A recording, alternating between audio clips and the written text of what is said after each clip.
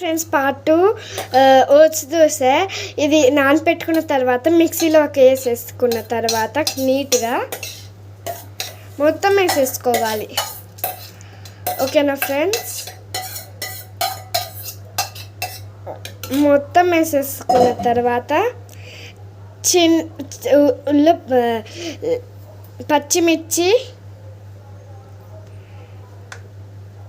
పైనది ఇరిపేసుకొని మిక్సీలో వేసేసుకుని ఇంకా అల్లం ఇట్లా చిన్న చిన్న పీసెస్గా కట్ చేసేసి అవి కూడా అల్లం మిక్సీలో వేసేసుకోవాలి. వేసుకున్న తర్వాత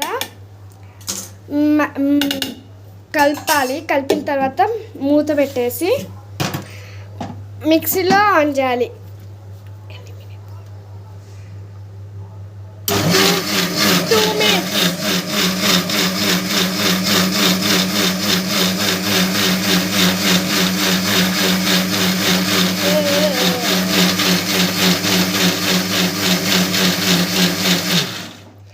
వేసుకున్న తర్వాత మిక్సీ ఇట్లా అయితే ఉంటుంది. ఇదే ఇంకా దోశ. మనం పెనం తీసుకుని దోశ వేసుకోవడమే.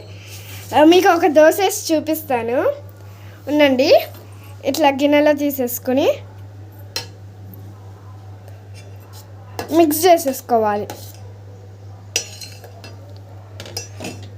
మిక్స్ చేసుకున్న తర్వాత చెప్పాను కదా, పెనం తీసుకొచ్చి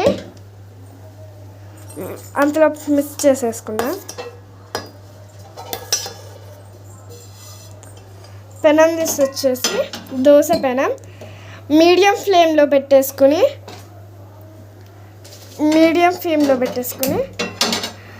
దోశ వేసేసుకోవడమే. వేసుకుందామా? దాంట్లో కొంచెం ఉప్పు వేసుకోవాలి. మనం చిటికంత ఉప్పు మళ్ళీ కలిపేసుకోవాలి. అందులో పెనం కూడా కాలిపోతుంది. తర్వాత